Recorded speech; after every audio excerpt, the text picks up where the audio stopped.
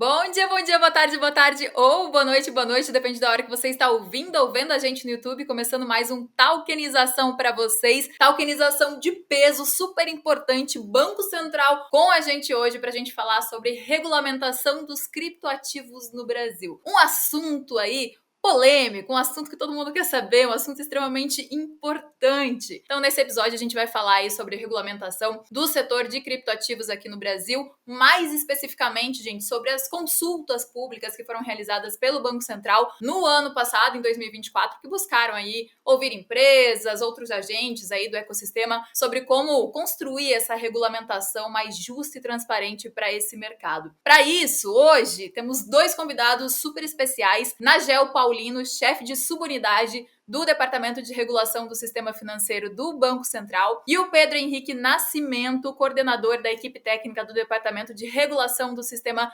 Financeiro do Banco Central. Nagel, Pedro, muito obrigada por aceitarem o convite e estarem aqui com a gente hoje para falar desse assunto extremamente importante. Obrigado, Flávia. Estamos completamente à disposição. Esperamos que seja um debate muito bacana e vamos nos esforçar para isso. Com certeza, com certeza. Pedro, Nagel, eu queria que vocês se apresentassem aí, contassem um pouquinho da trajetória de vocês no mercado, até vocês chegarem no Banco Central, antes da gente começar aí o nosso assunto. Vou deixar... Nagel, se apresenta primeiro aí pro pessoal. Bom dia, boa tarde, boa noite, audiência, horário que vocês estiverem acompanhando, tá? Minha trajetória. Eu trabalhei durante 10 anos na Caixa Econômica Federal, na área de mercado de capitais. De formação, eu sou economista, com algumas especializações na área financeira, na área de regulação. Em 2012, eu vim para o Banco Central, Departamento de Regulação, aqui em Brasília. Desde então, eu estou no mesmo departamento, trabalhando com vários temas relacionados à regulação. Então, regulação de crédito imobiliário, regulação de instrumentos de captação bancária. E, mais recentemente, entrei nessa seara de regulação do mercado de ativos virtuais. O Pedro me acompanha na equipe anterior e, desde então, a gente está fazendo essa parceria.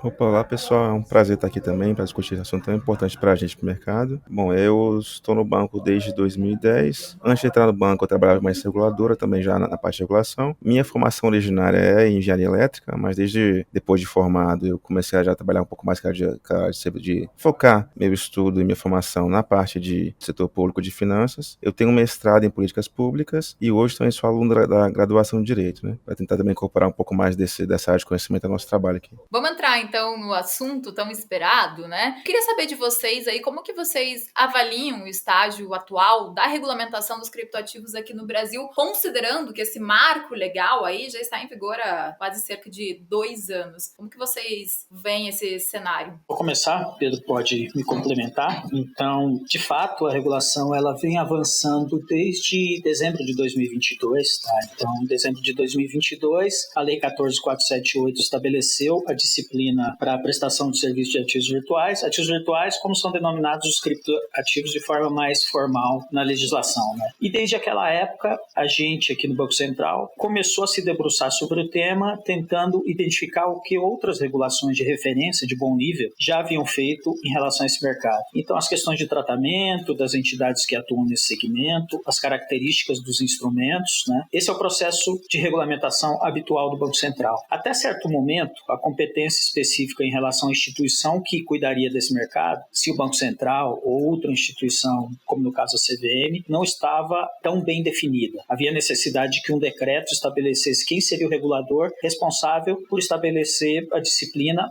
para as instituições e para esses ativos, tá? Esses ativos eles têm algumas sutilezas, então esse é um ponto importante. Na definição da competência, isso foi levado em consideração, então parte dos ativos ou parte do mercado ele está na competência do Banco Central enquanto ativos virtuais, e quando esses ativos eles possuem características de valores imobiliários, que é o mercado regulado pela CVM, ele cai na esfera de regulação da CVM. Tá. Em termos de avanço, qual o sequenciamento que a gente fez?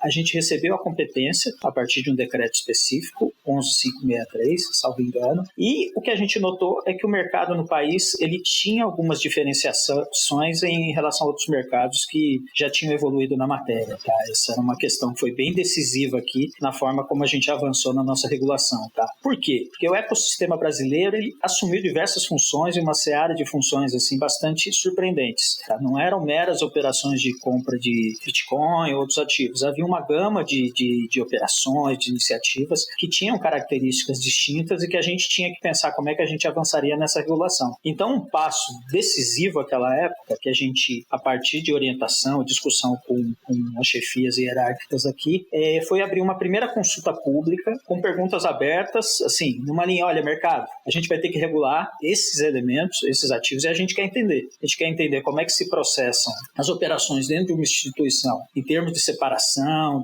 das operações da instituição com os ativos dos clientes, quais os tipos de mecanismos que vocês adotam para se proteger em relação a essas operações, como é que vocês lidam com fraudes. Foram 38 questões. Foi um questionário, assim, quase uma prova de final de ano para todos os participantes, e a gente recebeu manifestações com muito entusiasmo, tá? Foram muitas manifestações, eu acho que foram cerca de 60 mais qualificadas. A partir dessas manifestações, a gente começou a elaborar as minutas normativas, né, que são os textos que os regulados vão ter que seguir em relação à disciplina de operação. O que é disciplina de operação? Como eles podem desempenhar suas atividades sem criar riscos para clientes ou para os sistemas estabelecidos ou para os concorrentes, etc. Tá? E de autorização. Quem quisesse operar nesse mercado necessariamente teria que passar por uma autorização específica do Banco Central. Essas são as consultas públicas que você colocou no primeiro questionamento. Em que estágio a gente está atualmente? Exatamente na parte de tratamento e análise das manifestações que a gente recebeu, e numa linha que já foi antecipada pelo diretor de regulação, no segundo semestre as normas saem. Tá? E uma questão essas normas elas são modulares, elas vão tentar acompanhar a evolução do mercado conforme o mercado vai se desenvolvendo. Então, por exemplo, hoje a gente identificou determinados tipos de operações. Essas operações, dentro da nossa competência, elas vão ser recepcionadas. Ao longo do tempo, conforme surjam outras operações, muito provavelmente a gente vai ter que voltar à norma e dar algum tipo de tratamento. Ao mesmo tempo, os tipos de instituições que operam. Pode ser que amanhã surja um tipo de instituição completamente diferente das instituições que a gente regulou no princípio. A gente vai lidar com isso ao longo do tempo. Para trazer um pouquinho de tranquilidade para o próprio mercado que talvez esteja ouvindo, tá? Esse nosso princípio de desde o começo ouvir o mercado, ficar atento às características do mercado, nos abrir para o diálogo permanente e muitas vezes abrir mão de determinadas convicções que a gente tem, tá? Em relação à matéria regulatória. A gente está tentando fazer isso da forma mais cuidadosa possível, porque há um interesse legítimo nesse mercado que a gente identifica, mas ao mesmo tempo, como um órgão responsável por determinadas matérias que são bastante complexas, conduta de instituições, preservação de lavagem de dinheiro, proteção aos investidores, nesse caso que a gente compartilha com a CVM, né, para determinados mercados, então a gente também é muito rigoroso e cauteloso em relação a esses aspectos. Tá? Então hoje a gente está avaliando o que vieram de matéria de manifestação da consulta pública, passo seguinte, soltar as normas e começarem os processos de autorização e os processos de aperfeiçoamento nas normas, muito provavelmente a partir do ano que vem. Isso é extremamente importante, até antes do Pedro falar, porque eu tô no mercado desde 2019, né? Então eu vi muita coisa acontecer, assim, tanto do lado bom, tanto do lado ruim, e muitos investidores deixarem de investir no mercado de criptoativos por insegurança, né? Então ter um mercado regulado é extremamente importante para trazer mais segurança para investidores que estão fora quererem entrar no mercado. E é um mercado que tem muita coisa, né? Tem Bitcoin, tem stablecoins, tem DeFi, tem a tokenização, então tem muita coisa e é realmente extremamente importante esse assunto e o Banco Central está olhando para isso e está, enfim, buscando trazer um mercado mais seguro, né? Pedro, deixa eu te perguntar, você vai complementar, mas eu queria que você explicasse também, para quem não está familiarizado com essa legislação, se você poderia explicar, assim, de forma resumida, aí, os principais pontos que ela instituiu? Não, perfeito.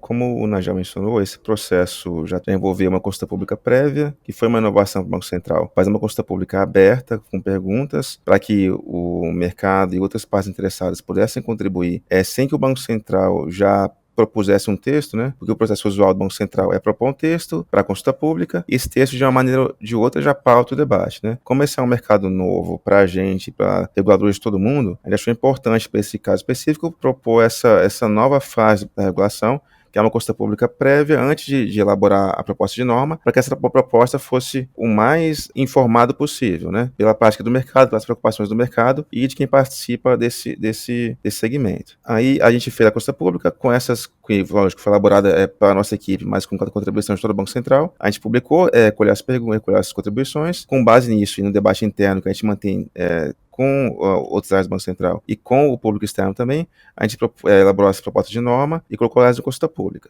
Foram 3 consultas públicas sobre o tema, 2 elaboradas pelo Departamento de Regulação e uma específica de câmbio, elaborada pelo nosso departamento irmão aqui, Departamento de Regulação Prudencial e de Câmbio. Em relação às consultas públicas do DENOR, são 2, né? São a 109 e a 110. Uma, a 110, trata de autorização, que seria já a gente aproveitou uma necessidade de atualização da norma de autorização do segmento de corretora e distribuidora de valor imobiliário para incluir também nesse macro segmento de intermediação a regra para autorização das VASPs, né? Ou das PSAVs, no caso da nossa nomenclatura no Brasil, que são as prestadoras de serviços de ativos virtuais. Aí, ou seja, a gente está elaborando uma nova norma que vai incluir o básico do processo de autorização desses 3 segmentos: corretoras, distribuidores de valores imobiliários e as PSAVs. E, em linhas gerais, essa consulta pública, essa norma que a gente propôs, ela segue muito o que já existia para as corretoras e distribuidores de valor imobiliário. Então, afinal, a gente vê semelhança entre segmentos de intermediação, tanto na maneira como eles se organizam, no processo que eles devem seguir para se apresentar ao Banco Central e pedir autorização e nos requisitos que eles têm que cumprir para operar. Uma inovação importante que vale a pena destacar nessa consulta pública específica de autorização foi que ali a gente já prevê a base de como vai ser o processo de adequação desse novo segmento à regulamentação. A lei já deixou claro que a gente tem que prever no mínimo 6 meses de um período de adaptação do segmento de ativos virtuais à nossa regulamentação. E já nessa proposta, a gente deixa claro, pelo menos, como vai ser a parte inicial desse processo. As PSAVs que já estiverem operando no mercado a partir da entrada em vigor da norma vão ter 6 meses para vir aqui no Banco Central se apresentar com uma documentação básica e demonstrar que já estavam operando quando a norma entrou em vigor. Fazendo isso, elas vão ter direito a esse processo de autorização mais detalhado, que vai tentar garantir uma transição segura e organizada no mercado não regulado para regulado. Quem não conseguir comprovar durante esses 6 meses que já estava operando quando a norma entrou em vigor, perde essa proteção legal e vai ter que começar o processo de autorização do zero, como se ainda não operando, né? Como é o caso para qualquer tipo de instituição normal. Um banco, uma corretora de valor imobiliário que quer começar a operar no Brasil, ele tem que, antes de começar a operar, vir aqui no Banco Central, pedir autorização, e só autorizado pode começar a operar. Então a gente aqui já nessa norma a distinção entre esses 2 caminhos, né? Um para quem já opera no Brasil, ou quem já vai estar operando no momento de entrada em vigor da norma, e outro para quem vai entrar em operação depois.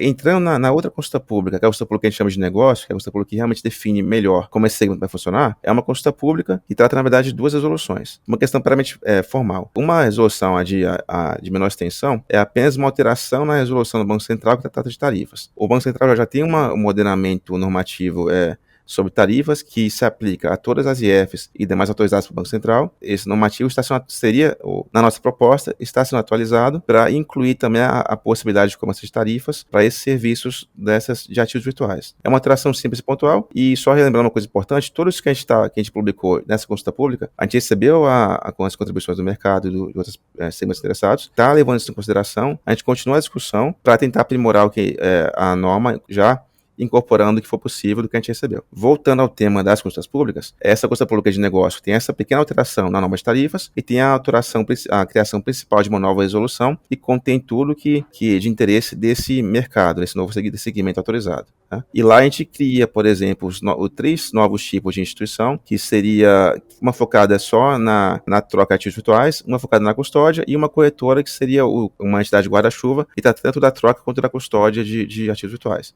A gente também define ali todo tipo de obrigação que essas novas entidades vão ter, muito em linha com o que já existe para outros segmentos, seguindo a máxima da regulamentação financeira, que é, mesmo a mesma atividade, mesmo risco, mesma regulação. Então a gente está tentando alinhar o máximo possível que a gente pode essa regulamentação desse novo segmento à regulamentação que já existe para outros segmentos, com atividades parecidas. Lógico, com alguma outra especialidade, dado o fato de que, por exemplo, esses ativos surgem e desaparecem de maneira mais rápida, tem uma evolução mais rápida desse mercado. A gente fez adaptações para absorver as especificidades desse mercado, mas a gente segue muito em linha o que já existe em outros mercados. Tá? A norma também ela vai um pouquinho mais de detalhes também em relação com a custódia, coisas específicas desse mercado. Ela fala um pouquinho, por exemplo, de como deve ser de quais preocupações as PSAVs devem tomar ao escolher e listar ativos em suas plataformas. De novo, preocupações específicas desse mercado, né? E essa resolução também determina como, por exemplo, outros segmentos vão poder também prestar serviços de ativos virtuais. Não vão ser todos os segmentos, a gente tem uma lista específica lá de quem vai ser autorizado e não pode ser autorizado, e dentro dessa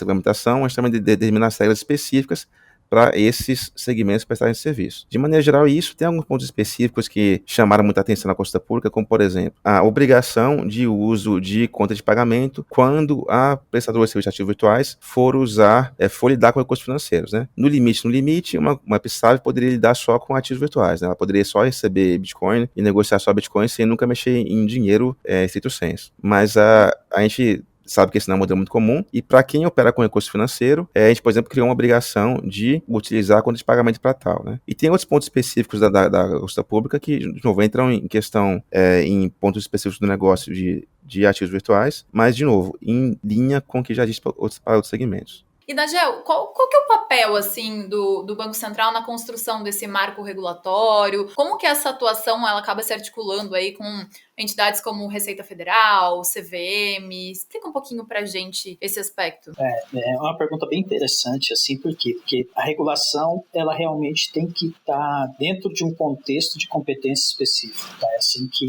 os órgãos se coordenam para as questões regulatórias. Tá? No caso do Banco Central, é a regulação do sistema financeiro, do sistema de pagamentos brasileiro. Até aí, a gente lida com as instituições, com as operações, mas tem outras matérias que realmente elas acabam caindo na atribuição de outros órgãos, como no caso da Receita Federal. Então, essas empresas que atuam no mercado financeiro, que atuam no mercado de pagamentos, elas também devem responsabilidade em relação às atividades que elas desenvolvem para fins de recolhimento de imposto, tributo, etc. Da mesma forma, algumas dessas instituições, elas atuam em mercados que não são somente regulados pelo Banco Central. Então, enquanto a gente está numa matéria que trata, por exemplo, de instrumentos bancários, como o CDB, matéria específica do Banco Central. Agora, quando você entra no instrumento que é de mercado de capitais, você cai numa conexão específica que a regulação é matéria da CVM. Por caso desse mercado, o decreto 11.563, o que ele trouxe? Ele trouxe uma tentativa de separação em relação às atribuições para regulação, supervisão e monitoramento desse mercado. Então, o Banco Central ele tem competências específicas, mas o decreto ele preserva o que é de alçada da CVM e cita outros órgãos ali. Eu não lembro exatamente quais, mas ainda assim o decreto ele traz alguns outros órgãos que também têm questões para serem tratadas na sua órbita de competência. Quando a gente desenvolve a regulação, aí é uma questão que vale a pena a gente detalhar um pouco, que a gente tenta fazer coordenação com os outros órgãos, sim. Então, dentro desse processo de desenvolvimento da regulação, a gente marca reuniões, conversa sobre pontos específicos desses outros órgãos, né? Por exemplo, no caso do mercado de ativos virtuais, há uma preocupação legítima relacionada a fraudes, a riscos relacionados à prevenção à lavagem de dinheiro, que a nossa comunicação acaba sendo de forma assim mais cuidadosa com o próprio COAF, em relação ao COAF precisa fazer nesse mercado, Polícia Federal, Ministério Público, assim, não é nada muito distinto do que acontece com outras instituições, como o caso das instituições de pagamento, as fintechs de crédito e os próprios bancos, tá? Então, uma vez que a instituição ela entra no espaço que o Banco Central cuida, ela também acaba entrando no espaço que é reservado à competência dos outros órgãos. E assim, os órgãos eles tentam se coordenar para dentro da sua competência específica ter algum grau de aproximação com essa regulação para as coisas funcionarem de forma harmônica e, ao final de contas, a gente ter um mercado bem regulado e bem desenvolvido. De ficar com tudo alinhado. Eu queria comentar com vocês também, vocês falaram um pouquinho das consultas públicas, né? Mas eu queria falar de cada consulta pública um pouquinho individualmente. A consulta pública, Pedro, que você comentou, né, da consulta 109, ela é considerada um dos pilares aí da regulamentação das prestadoras de serviço de ativos virtuais. O que ela propõe exatamente na prática, a partir do que você falou? Então, ela propõe, primeiro, a criação criação de 3 tipos de entidade nesse segmento, né, que seria a intermediadora, a custodiante e a corretora, sendo que a corretora incorpora a função de intermediação e de custódia, ou seja, tem 2 tipos focados em só uma parte da atividade e um tipo que engloba as 2 partes, e ela determina também as regras que outras entidades vão ter que cumprir para prestar serviço a ativos virtuais, né. A gente define com um pouco mais de clareza também o que seriam os serviços, com base também na prerrogativa da lei, e estabelece as obrigações tanto desses novos tipos de entidade, desse novo segmento, quanto de segmentos tradicionais que vão poder prestar serviços em algumas situações, né? Não é todo segmento, mas alguns segmentos já vão poder prestar serviço também, e seguindo as normas dessa resolução. E, Nagel, Pedro, como que essas diretrizes elas acabam afetando aí empresas que operam com tokenização de ativos, por exemplo, tokenização de ativos do mundo real, como recebíveis, imóveis, contratos ou até mesmo cotas de fundos? A questão da tokenização, ela é um pouco mais ampla, né? A gente tem aqui 3 grandes agentes do Banco Central que convergem e conversam entre si, mas são independentes, né? Uma seria o DREX, a tokenização, e o outro seria ativos virtuais. Elas são independentes porque elas têm fluxos diferentes, elas têm bases legais diferentes, elas têm objetivos diferentes também. Elas convergem porque, elas, de certa maneira, partem de uso de tecnologias parecidas e, de certa maneira, também elas estão baseadas no ideal de, talvez, no futuro, ter uma integração completa que, sei lá, forneça um ecossistema baseado nessa nova tecnologia de maneira completa, né? Mas elas são independentes. E a agente de tokenização também é, de certa maneira, independente das ativos virtuais. Tokenização é uma questão mais ampla que envolve, em muitos casos, competência que extrapola a já do Banco Central. Como o Una já mencionou antes, quando se fala, por exemplo, tokenização de algo que já é um valor imobiliário, isso está claramente na competência da CVM. E isso vale para outros mercados também, de ativos reais. Quando se fala em tokenização de imóveis, por exemplo, isso aí tem que levar em consideração toda a legislação e regulamentação que existe no mercado imobiliário. É uma coisa na qual não está nem clara qual seria a competência do Banco Central e a capacidade de regulamentar tokenização de imóveis, por exemplo. E a gente tem um projeto corporativo de longo prazo aqui do Banco Central que vai tentar entender um pouco melhor o que a tokenização demanda de ação do Banco Central, que esteja dentro da nossa competência, para ver o que pode ser feito para tentar alavancar esse mercado.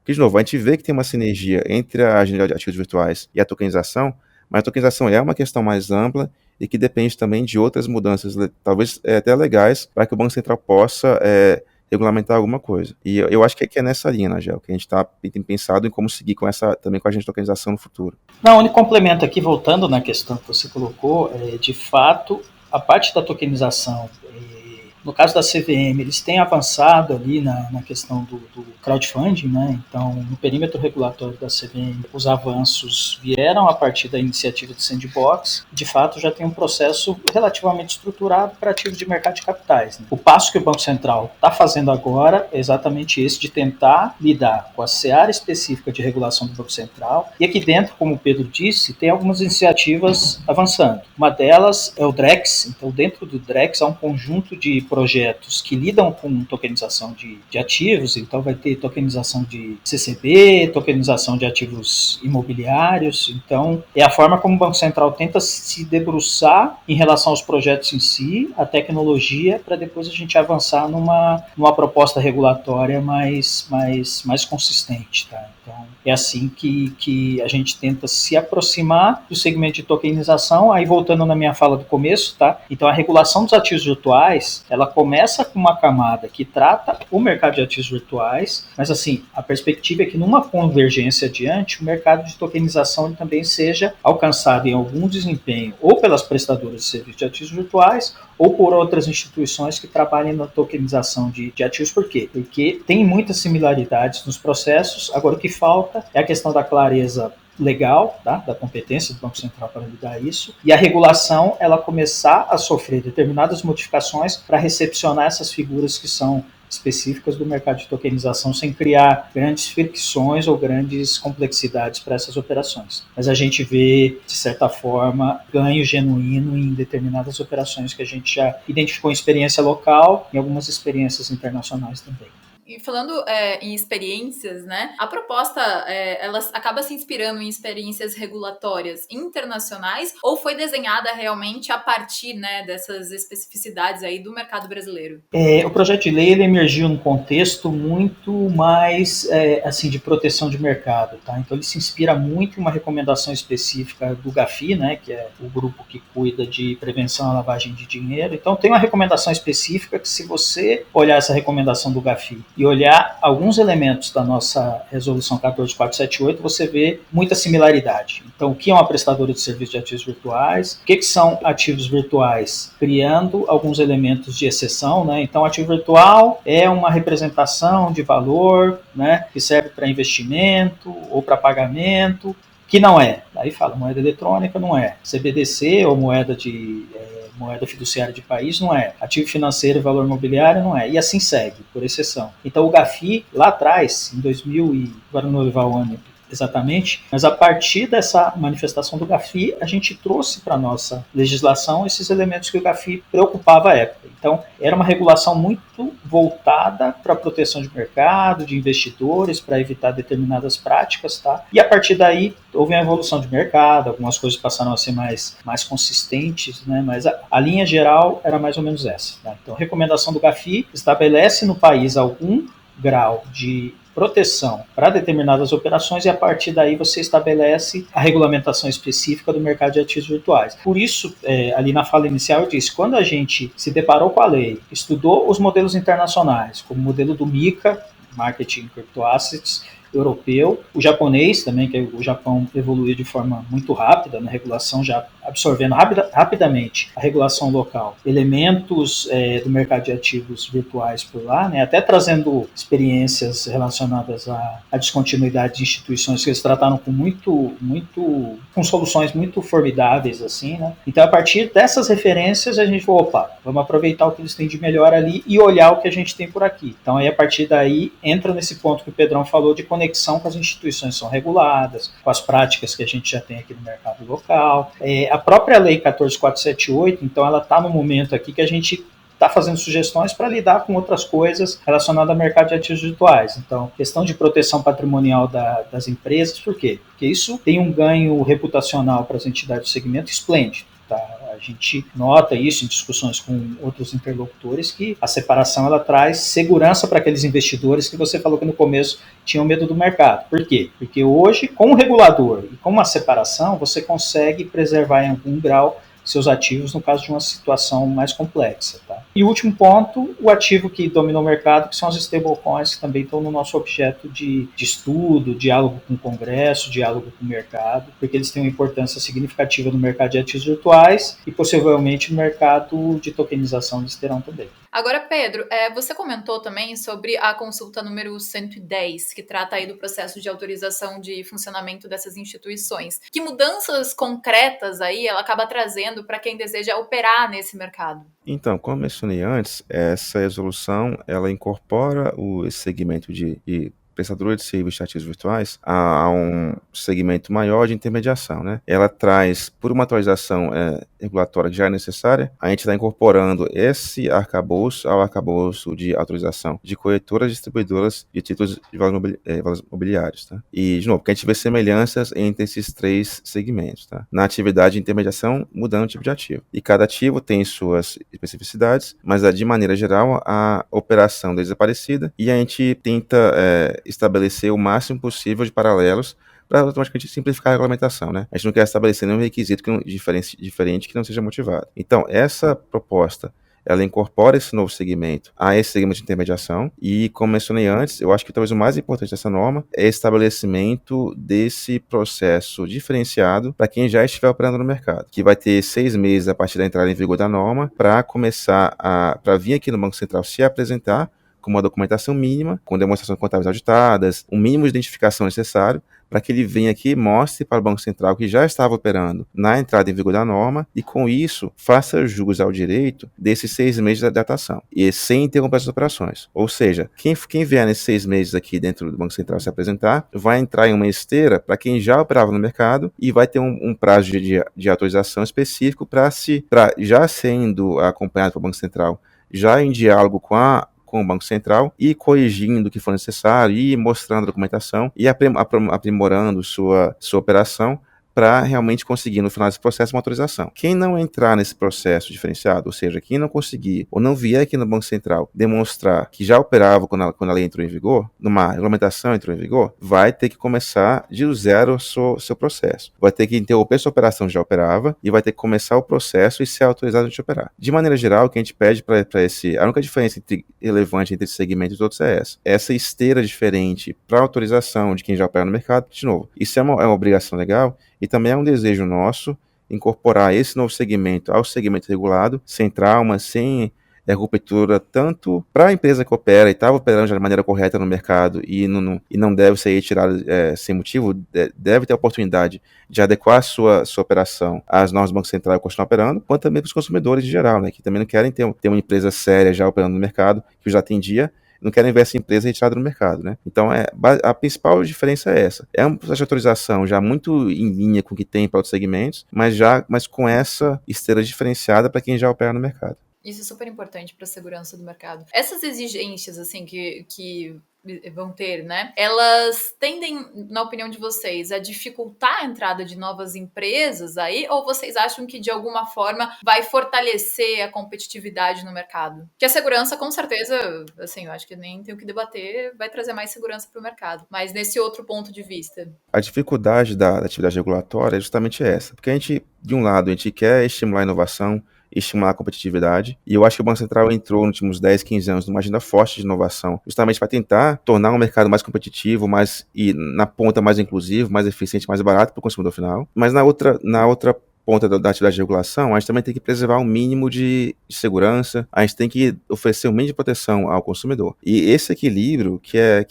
digamos assim, a parte mais difícil do nosso trabalho aqui, né? A gente entende que, logicamente, quando você impõe qualquer tipo de regulamentação, você cria, por menor que seja, uma barreira de entrada no mercado, mas o nosso objetivo aqui é que essa barreira de entrada seja condizente com os riscos que esse mercado traz. E, de novo, toda atividade financeira traz risco, e nosso trabalho aqui nesses últimos 2 anos de diálogo sempre aberto e franco com o mercado é de deixar claro, olha, a gente quer permitir a inovação, a gente quer que o mercado se desenvolva, mas a gente também tem requisitos mínimos dos quais a gente não pode abrir mão. E esse, digamos assim, é um ajuste fino que a gente está fazendo também agora com as respostas da consulta pública. E quando tudo isso já está valendo? Começa a valer quando? Como está essa questão?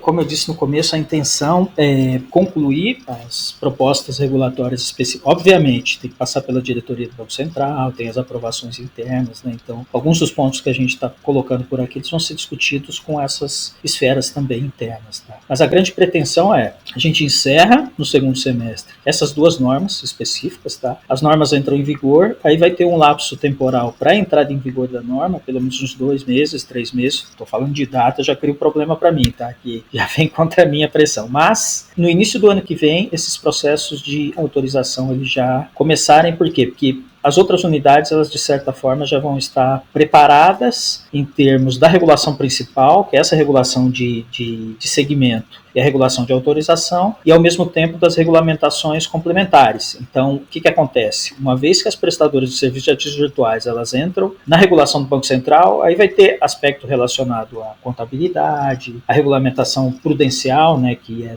da parte mais de segurança operacional das instituições. Então, a linha é muito essa. Tá? Início do ano que vem é a nossa pretensão. Se tudo correr bem, a gente vai chegar lá e já vai ter essa primeira parte da matéria regulatória definida, trazendo a segurança que as instituições participantes elas têm intenção de obter a partir da regulação estabelecida, embora sejam 2 anos, mas foram 2 anos com passos muito cuidadosos, exatamente para não criar problemas em relação à adaptação das instituições. Tá? Então, até voltando aqui na 110, quando a gente soltou a 110 para consulta pública, ela também tinha uma finalidade meio educacional, para mostrar para o mercado novo, olha, mercado, identifique-se nessa norma, seu processo de autorização vai ser muito similar a isso, considerando o dispositivo legal que fala que você vai ter um tratamento em relação a estar em atividade ou não. Então, a gente vai reservar um prazo para que você ajuste a partir da entrada em vigor, já estou falando até do processo posterior, e a partir de então as regras elas já passam a ser as regras que a gente adota para todas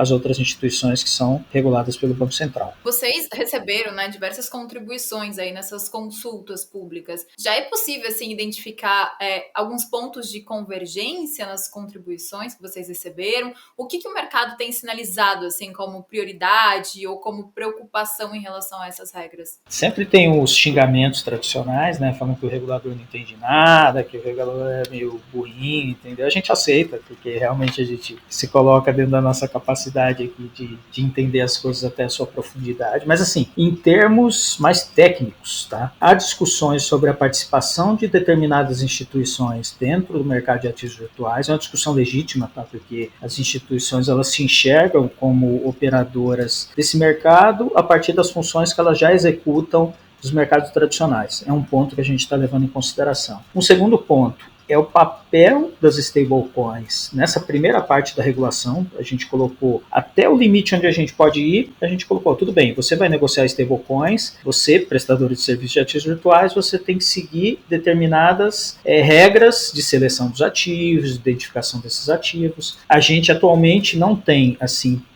tão afirmativa a competência específica para lidar com os emissores de stablecoins. Então é um ponto que a nossa norma ou outras normas elas vão evoluir para tratar. Então quem emite stablecoin que tem referência no dólar vai ter um tratamento em algum momento aqui da nossa regulação local. Outros pontos que vieram para a gente são muito relacionados às responsabilidades das instituições, se a carga está correta e adequada, se aquela responsabilidade ela só não vai até determinado ponto. Outras questões são relacionadas à contratação de instituições no exterior, tá? Que era um ponto de preocupação nosso.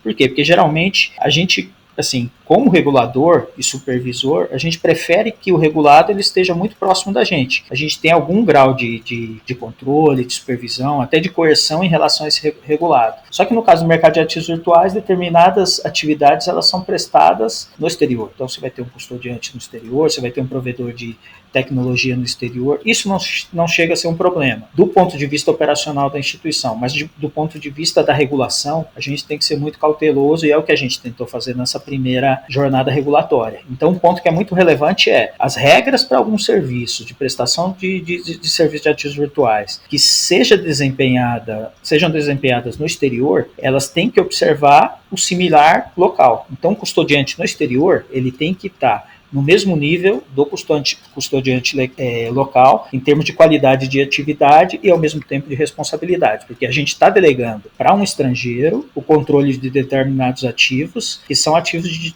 titularidade dos brasileiros. Há um risco aqui razoável que isso aconteça. Então a gente tentou recepcionar nessa nossa primeira camada de regulação. E as maiores corretoras, né, cripto, são corretoras internacionais. Exatamente. A gente já conversou com algumas e elas têm intenção de se estabelecer por aqui, porque já entenderam que, assim, parece que para o negócio delas, a partir dos custos transacionais, importar ativo, exportar ativo, contratar entidade no exterior, naturalizar a operação é algo interessante, tá? Então, esses são os pontos assim mais complexos de discussão. Tem outros que são mais detalhes técnicos e tal, mas eu acho que esses são os que trazem assim o maior desafio na construção final da regulamentação que vai sair, tá? Esses pontos, basicamente. Não sei se eu fui claro, mas a ideia era essa, tá? De passar pelos pontos mais complexos aqui. Super claro. E sobre tokenização, assim, eu queria falar um pouco mais sobre esse tema com vocês. Nos últimos anos, a gente tem visto bastante, assim, o crescimento de soluções baseadas aí em tokenização de ativos financeiros. O que tem sido discutido sobre esse assunto dentro do Banco Central? Então, como nós já mencionou, a gente tem uma discussão dentro do DREX, a gente tem tem piloto já em operação com tokenização de algum tipo de ativos financeiros. Como eu mencionei antes também, a tokenização é uma coisa que não está claramente e somente na competência do Banco Central, né? A gente tem ainda às vezes uma dificuldade de definição até do que seria tokenização, do que não seria. Isso é uma mera mudança do substrato para onde é feito o registro de um ativo, já transforma ele em um token ou não.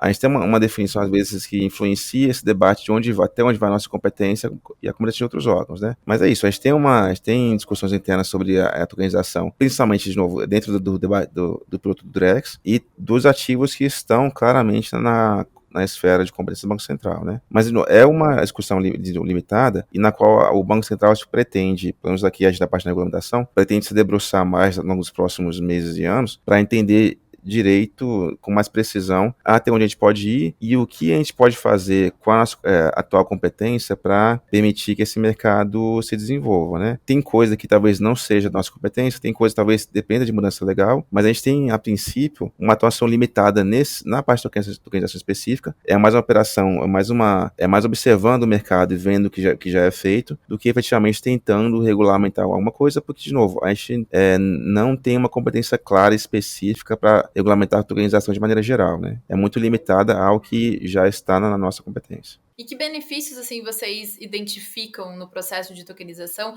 E até, assim, quais as principais características que acabam preocupando os reguladores quando se fala em tokenização? Olha, o potencial de benefício é gigantesco, né? A gente vê que essa redução dos custos de transação, essa maior facilidade de acesso do indivíduo, seja uma pessoa ou uma empresa, a qualquer tipo de mercado de ativos, seria muito bom para, de novo, aumentar a eficiência do sistema financeiro e aumentar a inclusividade do sistema financeiro também, né? Que um dos principais objetivos do Banco Central. Então a gente vê que tem um potencial de ganho gigantesco. E, de novo, se isso tudo conversar com esse novo segmento de PSAVs, talvez com o Drex agindo como camada de liquidação desses ativos, a gente vê um potencial muito grande nisso. Mas tem dificuldades operacionais técnicas em cada um desses debates, tanto no Drex, quanto nas PSAVs, quanto na tokenização. E a gente também, com toda a facilidade de maior acesso, a gente também vê um risco maior, né? Tanto do risco de conduta, de você, quando inclui mais gente no mercado, tem também que ter cuidado com as áreas de transparência, de suitability, de compliance no atendimento desses clientes, e também com a atuação de mais intermediários também, né? Quanto mais segmentos a gente absorve dentro da regulação do Banco Central e dentro da supervisão, é um trabalho adicional para a gente pensar aqui dentro como a gente vai realmente supervisionar esse segmento e garantir que ele siga as regras do Banco Central para, de novo, não prejudicar os investidores e também não ameaçar a estabilidade do sistema financeiro. Então, a gente vê um potencial gigantesco, mas com um pouquinho de risco também, que vão ser abordados conforme a regulação avançar. Sim, com certeza. Traz diversos benefícios, mas realmente tem outro lado também, né? Mas tem aí redução de custo, tem segurança, tem transparência, que isso a tokenização ela traz aí para o mercado, isso é muito bom. Ainda nesse escopo de inovação, a gente falou de stablecoins, né? Enfim, tem stablecoins que são lastreadas, pareadas em dólar, então tem pessoas que acabam optando aí por dolarizar o seu patrimônio utilizando stablecoins, eu sou uma delas, por exemplo. Eu queria saber se as stablecoins estão no radar aí do Banco Central para uma regulação futura, o que já se discute assim sobre esse tipo de ativo, quais são as principais preocupações do Banco Central em relação a isso? Vocês até comentaram um pouquinho, mas queria que você falasse um pouquinho mais sobre isso. Olha, com certeza as stablecoins estão no nosso radar, tá? As stablecoins, eu acho que elas adquiriram uma importância gigantesca nesse mercado, né? Elas cresceram em volumes de negociação de maneira surpreendente nos últimos 2 anos, né? Porque, como você mencionou, acho que tem muito interesse em tanto investir quanto fazer pagamentos mais estrangeiros, né? Eu acho que tem muita gente que tem esse interesse em dolarizar parte do seu patrimônio e a stablecoin apresentou talvez uma solução mais simples e mais eficiente, mais barata para muitos casos de uso, né? E dado esse crescimento, teve até mais uma inversão, assim, né? Não que a gente tenha deixado de se preocupar com o ativo virtual tradicional, como o Bitcoin e outros, né? Mas a stablecoin hoje a maior parte do volume de transações, né? Então, ela já tem a gente trouxe um pouquinho da argumentação de stablecoin para essa proposta de norma atual já, né? Mas muito superficialmente. Mas a gente pretende sim, na agenda futura, entrar mais profundamente nesse assunto. As stablecoins ficaram tão relevantes que elas também são um debate de possíveis mudanças também legislativas, né? Tem PLs circulando no Congresso que também tratam de mudanças no tratamento de stablecoins, e o Banco Central também está atento a isso para, de acordo com a tramitação da proposta e com a eventual possível mudança da lei, também adequar a nossa regulamentação a esse novo regime legal, né? Mas as stablecoins são realmente, elas cresceram muito no mercado e são hoje uma das principais preocupações, tanto em relação a questões específicas de garantir que ela seja um investimento seguro, transparente, confiável para quem quer investir ou quem quer usar a stablecoin como meio de pagamento, e também aquela a preocupação que era mais antiga no mercado internacional, depois se debelou um pouquinho e voltou um pouquinho depois com as stablecoins, foi essa preocupação com qual é o impacto das stablecoins no fluxo de capitais, no mercado de câmbio de maneira geral, tá? Então, a gente vai ter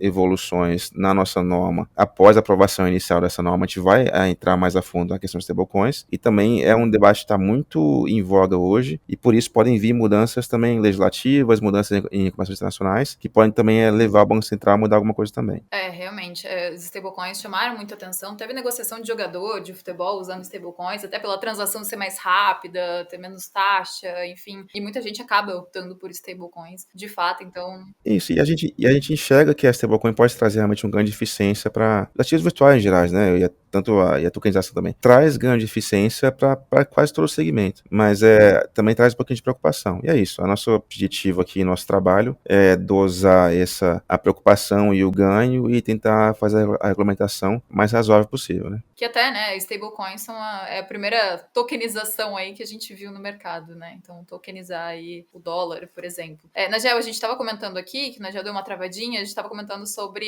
a questão das stablecoins, né? Então, o Pedro estava falando sobre, sim, estar no radar aí do Banco Central para regulação futura. Foi uma das perguntas que eu fiz para ele, o que já se discute, né, sobre esse tipo de ativo, né, sobre os stablecoins, quais são as principais preocupações do Banco Central em relação a isso. O Pedro falou um pouquinho, mas se quiser complementar, aí fica à vontade. Em termos de característica de mercado, realmente, nessa trajetória que a gente está tendo, originalmente a nossa preocupação maior era, de fato, com os ativos mais nativos do DLT, né? Então, era Bitcoin, Ethereum, né? Em dado momento, quando a gente começou a investigar os números dos ativos transacionados no país, a partir dos dados, acho que da Receita Federal, de alguns operadores, a gente, se deparamos aqui com um volume significativo de stablecoins, né? E isso entrou no mapa de preocupação específica da diretoria e das unidades internas que cuidam de supervisão, sim. Então a gente começou nossa agenda também de diálogo com alguns players internacionais, estudar outras regulações, tá? Em princípio, o que a gente tinha à mão era a regulação da 14478 para lidar com as prestadoras de serviços de ativos virtuais. Então, no canal de negociação das prestadoras de serviços de ativos virtuais, aparece um tipo de ativo específico, que são os stablecoins, e a partir daí a gente tem algum grau de controle e percepção do que está sendo feito, etc. Né? A gente sabe que também tem uma série de possibilidades relacionadas à compensação financeira, algumas transações específicas que as stablecoins, como solução, elas são melhores do que as tecnologias que a gente tem hoje dos mercados tradicionalmente regulados. Então, assim, o avanço que a gente pretende dar é esse passo de, identificamos as características legítimas. A lei, em princípio, ela não trata isso de uma forma tão categórica e clara em relação a como o Banco Central pode lidar com isso. Então, a gente gostaria de que a lei fosse aperfeiçoada para isso. Tem um projeto de lei de um deputado, né, específico. A gente acompanha essas discussões e a gente tem intenção de fazer as nossas considerações, já dialogando com o mercado. Por quê? Porque também é interesse do mercado regulado, das instituições que hoje são reguladas pelo Banco Central, elas se beneficiarem da eficiência desse instrumento, tanto para as transações que são feitas pelos players que já são mais famosos na emissão de stablecoins, quanto para as próprias operações locais dessas instituições, em operações de tesouraria, de mercados com liquidez menor, e que você tem que processar essas transações com mais velocidade. Então, um dos riscos que a gente identifica e a gente sabe que é uma nuance complexa para quem opera no mercado é exatamente a questão da segurança jurídica, tá? Que é muito complexo você fazer determinada operação se você não tem segurança nem legal, nem regulamentar em relação ao uso desse instrumento, e eventualmente, conforme vier essa legislação e regulamentação, você pode ter alguns desafios maiores, mas o regulador ele tenta entender e fazer com que isso se acomode no seu espaço regulatório da forma menos complexa possível, quando há um interesse legítimo e uma condição legítima e benéfica nesses instrumentos, que tem alguns que também são meio complexos e controversos, né? Tanto no caso dos ativos tradicionais quanto das stablecoins também. Tem determinados lastros, determinados tipos de PEG que eles caem numa nuance que é muito característica de mercado regulado, seja de um ativo financeiro, ou de um valor mobiliário, ou de um derivativo, ou de uma operação estruturada, que aí a gente tem que conversar com os players se realmente faz sentido ir por esse caminho, por que esse caminho é o caminho que está sendo seguido, se é porque não tem regulação, ou se mesmo tendo regulação essas operações teriam a mesma funcionalidade que eles apresentam. Para encerrar, eu queria pedir aí que vocês deixassem a consideração final de vocês sobre o momento que a gente vive no mercado, os avanços que ainda vão vir ou as expectativas aí do Banco Central para o futuro da regulação aí de ativos digitais no Brasil. Assim, a gente nota que a grande efervescência no mercado, a grande preocupação quando e como vão sair essas matérias regulatórias, mas assim, voltando lá do princípio que eu comentei, a gente está estudando o mercado, a gente está aberto ao diálogo, a gente sabe que as primeiras regulações elas podem não ser tão completas e avançadas quanto o mercado espera, mas a gente vai continuar nesse trabalho devotado de amparar boas inovações, sempre falamos isso, que olha, o Banco Central não gosta de inovação, não, a gente já mostrou ao longo da nossa trajetória, a gente gosta, a gente impulsiona, a Gel falando, sempre tem que fazer esse disclaimer, né? Mas a gente acompanha a inovação, a gente tenta compreender a inovação e a gente tem realmente afeto pelas inovações que são legítimas e benéficas. Agora, determinadas inovações que caminham ou passam numa penumbra ou numa condição mais controversa, essa sim a gente, de certa forma, a gente tenta erradicar com o poder da regulação e da supervisão do Banco Central. Mas a mensagem é, quem faz o trabalho direitinho, venha para a regulação, que a regulação é sempre um bom caminho, seja na esfera regulatória do Banco Central, seja na esfera regulatória da CVM, traz um caráter distinto e a partir desse caráter distinto você pode evoluir dentro do sistema financeiro que está se modificando. Hoje a gente está falando de ativos virtuais, evolui aqui para a corretora. A corretora, por exemplo, ela vai poder negociar ativos virtuais e títulos e valores imobiliários. Qual a próxima nuance? A gente vai avançar para chegar aos próximos passos de modernização do sistema financeiro, tokenização. Tem um caminho aí longo para a gente lidar com o espaço regulado, ele vai abarcar e muito provavelmente as instituições que entrarem e confiarem na sua capacidade de se desenvolver, elas vão ser bem recepcionadas e prestigiadas. É um mercado que está crescendo muito, né? Cada vez mais. Então, realmente, ter segurança nesse mercado é extremamente importante. Ter alguém aí olhando para isso. Pedro, suas considerações finais. Como nós já falou, nós estamos na reta final da regulamentação agora, né? De novo, a gente vai seguir até o final essa tradição de diálogo, de transparência, seguindo o que a gente já sinalizou ao longo das consultas públicas e tentando criar uma regulamentação adequada para esse segmento. A gente sabe que a regulamentação tem seu custo, a gente sabe que a regulamentação tem a sua dor na adaptação à regulamentação, mas o nosso objetivo é que no final esse mercado regulamentado seja seguro e, sendo seguro, consiga atrair mais gente, mais empresas, mais investidores para no final crescer mais ainda e, de novo, para a sociedade brasileira poder aproveitar toda a inovação, todos os ganhos de eficiência, todos os ganhos de inclusão que a gente vê que esse segmento pode trazer. E é isso. Queria agradecer a participação de vocês, por vocês aceitarem o convite, estar aqui com a gente hoje, trazer essa quantidade de informações que é extremamente importante para o mercado de criptoativos, que as pessoas querem saber. Então a gente está muito feliz que vocês aceitaram o convite. Foi muito, muito bom o bate-papo. Aprendi muita coisa, fiquei sabendo de muita coisa aí com vocês. Trouxeram uma visão muito importante do mercado. Pessoal, que quer continuar acompanhando o nosso podcast, entender mais sobre tokenização, mercado de capitais, mercado de crédito, ali que aí tem muito conteúdo no descomplique.com.br, conteúdo de graça para vocês acompanharem, e também nas nossas redes sociais. A gente tem mais podcast vindo por aí, com gente muito fera também. Quero agradecer Pedro, Nagel, muito obrigada por aceitarem o convite e estarem aqui com a gente hoje. Obrigada. Nós agradecemos e permanecemos à disposição. Tchau, tchau, pessoal. Obrigado, pessoal. Até a próxima.